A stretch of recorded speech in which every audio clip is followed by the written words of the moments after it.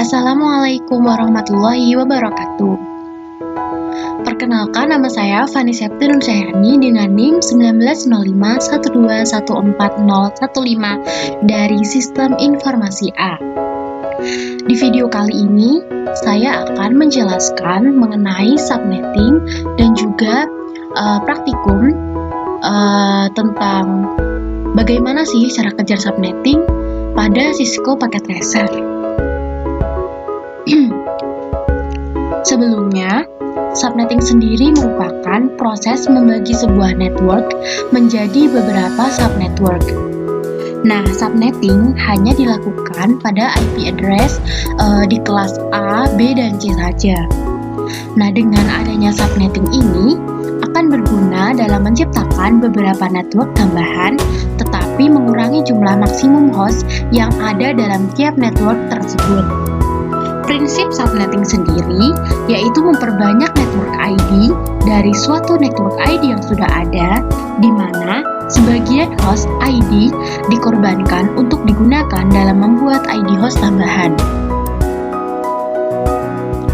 Nah, tujuan dari subnetting sendiri itu ada beberapa, di antaranya mengefisienkan pengalamatan.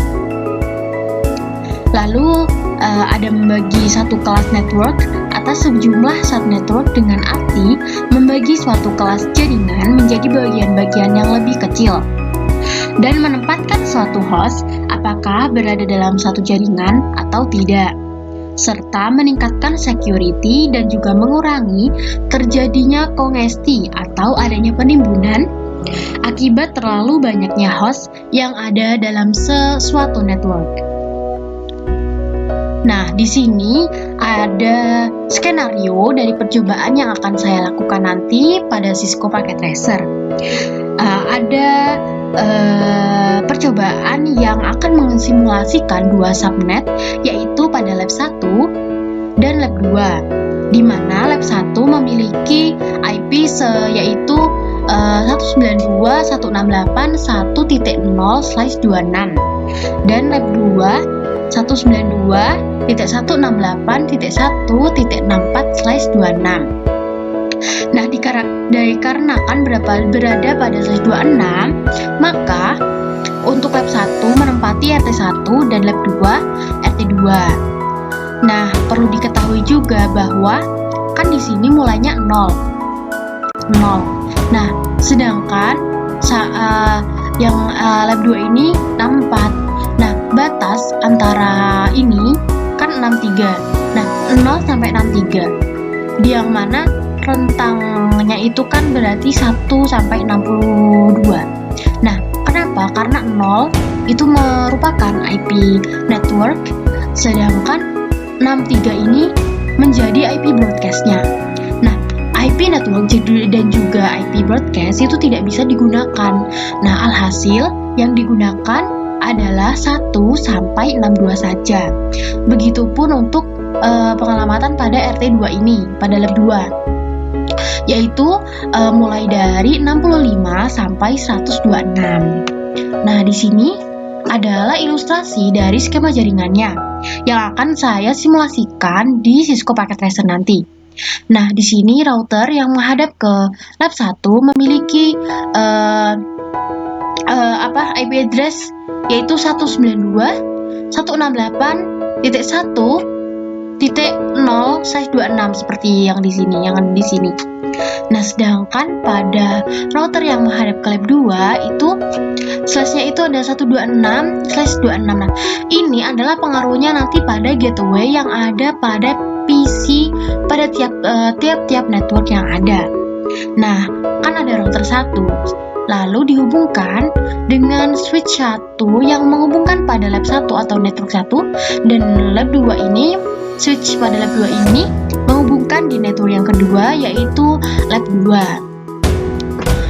Adapun di PC 1, 2, dan 4 menggunakan gateway. Nah, namun pada PC 3, 5, dan 6 tidak menggunakan gateway.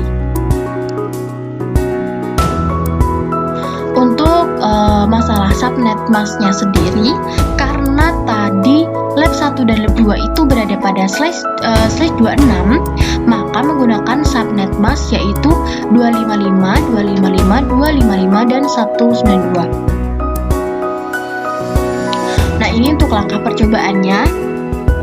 Sebelumnya kita mulai dulu dengan mensimulasikannya di Cisco Packet Tracer. Di sini saya sudah membuat ada router, switch yang menghubungkan lab 1,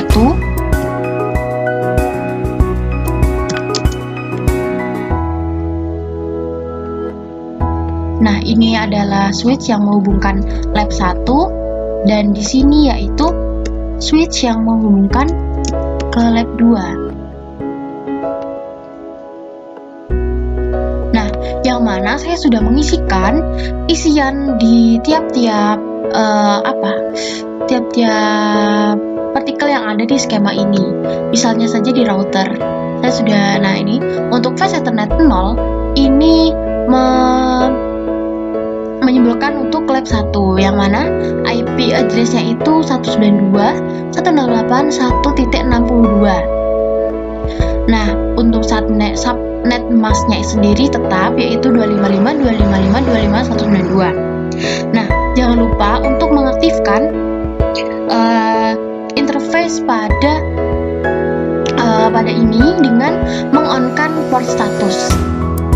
Lalu untuk fast Ethernet 1 ini menandakan untuk lab 2 ini, yang mana IP address-nya yaitu 192.168.1.126. Dan untuk subnet mask-nya kurang lebih sama seperti yang ada pada router yang menghadap ke lab 1. Nah, sedangkan untuk pengaturan PC1, kita buka IP configuration. Nah, jangan lupa ini adalah mode static. Nah, karena PC1 tadi memiliki atau menggunakan gateway, maka di sini saya men-setting default gateway-nya sama seperti yang ada pada router. Nah, karena ini adalah bersumber dari IP address pada router tadi, yang mana pada fast Ethernet 0 tadi. Sedangkan untuk IP address-nya tetap 192.168.1.1 yang menandakan adalah ini pada PC yang ke-1. Pada PC yang kedua kurang lebih sama, hanya berbeda pada ini yang menandakan PC kedua, dan default gateway-nya sama karena pada satu network yang sama. Dan untuk PC ketiga, karena tidak menggunakan gateway, maka di sini saya tidak menambahkan untuk default gateway-nya. Dan ini untuk PC yang ketiga. Nah, sedangkan pada PC yang keempat, di sini karena tadi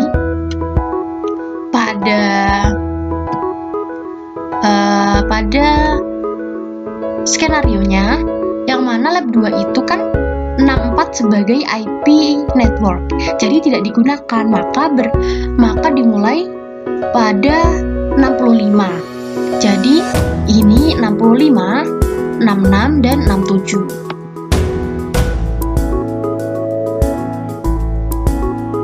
Nah, untuk ini kita lanjutkan 65 subnet mask saat tetap karena sama-sama berada pada /26. Dan default gateway-nya saya isi dengan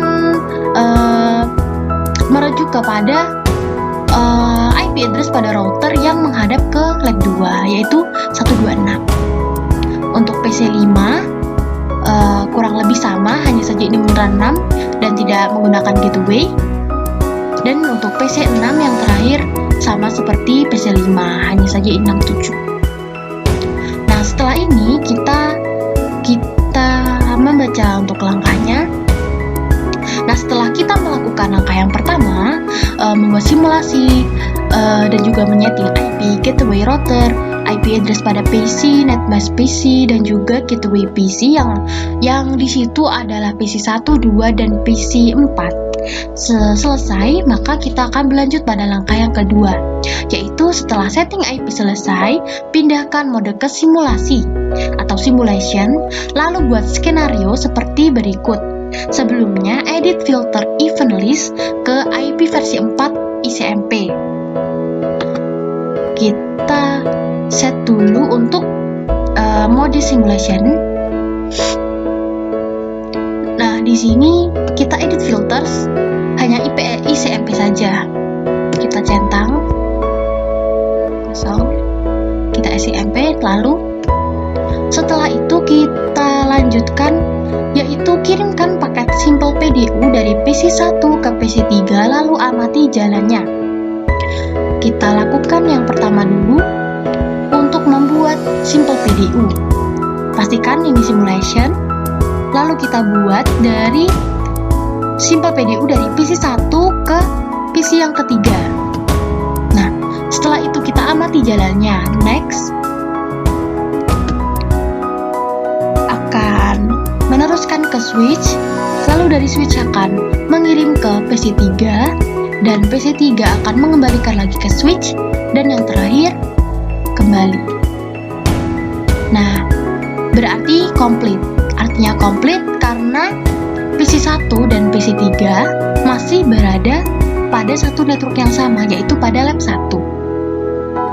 Kalaupun PC3 tidak memiliki gateway dan PC1 memiliki gateway, tapi itu tidak berpengaruh karena tadi di mereka atau PC1 dan PC3 ini masih berada di satu network yang sama. Setelah itu kita delete dulu sebelumnya dan kita lihat yang selanjutnya, yaitu kirimkan paket Simple PDU dari PC1 ke PC4 lalu amati jalannya PDU. Selanjutnya kita kirim dari PC1 ke PC yang keempat. Nah, kita amati jalannya.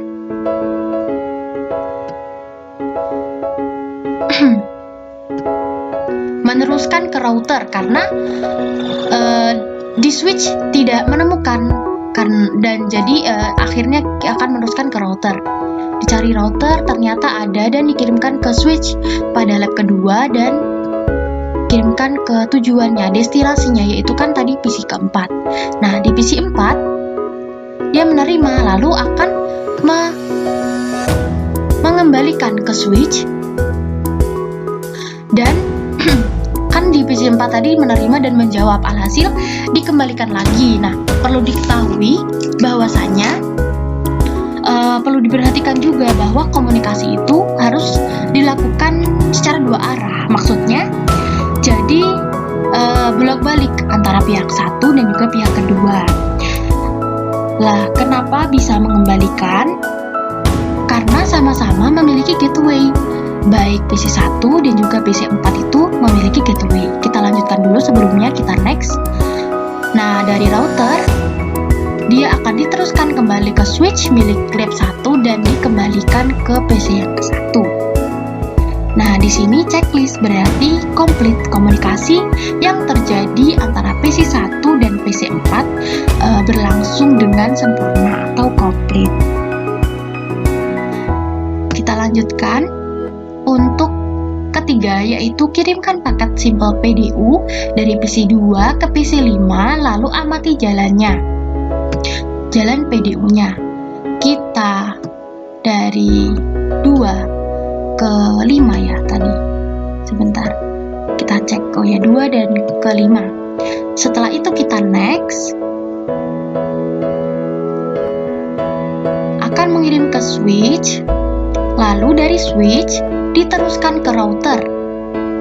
Nah, setelah itu kita next, akan dikirimkan ke switch, ke lab kedua, lalu dikirim ke semua. Nah, di sini tidak menemukan. Nah, kenapa? Karena dari PC2 tadi kan dia memiliki gateway, dikirim ke PC yang kelima dan dia tidak memiliki gateway. Maka di sini kan dikembalikan lagi, dikembalikan. Gak bisa kan? Karena silang.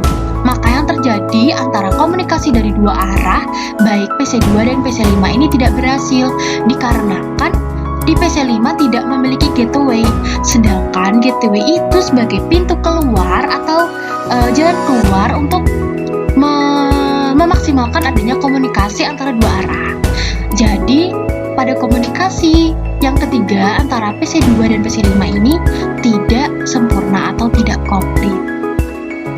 Kita delete, lalu kita lanjutkan yang terakhir pada Yang langkah keempat yaitu kirimkan paket Simple PDU dari PC 3 ke PC 6, lalu amati jalannya PDU ICMP-nya.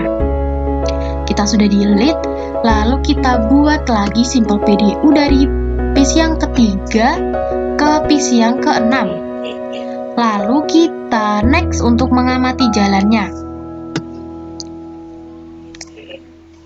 Nah, dari awal saja sudah menandakan X atau silang. Berarti apa? Komunikasinya tidak komplit. Karena apa? Balik lagi ke prinsip yang gateway tadi atau pintu keluar, jalan keluar. Nah, PC3 itu kan tidak memiliki gateway, maka dia itu otomatis tidak akan bisa melanjutkan komunikasi dua arah antara PC3 dan juga PC6. Karena sudah yang pertama, mereka sudah beda network. Dan ini kan pasti sudah menyeberangkan dari lab 1 ke lab 2. Nah, dan juga PC6 ini tidak memiliki gateway juga. Dari alasan yang pertama saja bahwa mereka itu beda network, maka akan susah untuk melanjutkan karena PC3 tidak memiliki gateway. Setelah itu sudah selesai untuk menjalankan sampel PDU-nya, kita lanjutkan untuk melihat langkah selanjutnya. Setelah selesai membuat simulasi pada poin yang kedua, kembalikan mode ke real time. Ingat real time. Lalu coba lakukan tracing sebagai berikut. Yang pertama, tracing dari PC 1 ke PC 3 dan amati hasil penelurusan route-nya. Kita mulai dulu untuk mengembalikan ke mode real time. Lalu kita amati untuk PC yang ke-1. Nah, sebelum itu kita lihat ada petunjuknya ini. Catatannya, format perintah tracing sebagai berikut yaitu tracer IP tujuan. Misalnya, kalau ini tracing dari PC 1 ke PC 3, maka tracernya 192.168.1.3. Karena PC 3 tadi kan yang mengidentifikasi bahwa itu PC 3 yaitu kan titik 3. Maka kita aplikasikan kita praktekkan ke simulasinya. Kita buka command prompt, lalu kita ketik tracer IP tujuannya ke PC 3, maka 192.168.1.3. Enter. Nah, di sini akan muncul hasil dari tracing PC 3 ke PC 1 ke PC 3 yang mana muncul karena kan berhasil tadi. Komunikasinya komplit. Nah, kita lanjutkan. Tracing dari PC 1 ke PC 4, lalu amati hasil penelusurannya. Kita tetap membuka untuk PC 1, command prompt. Kita isi tracer untuk PC yang ke-4 berarti 65. Ya, 65. Enter. Nah, di sini ada dua hasil tracing route yang muncul.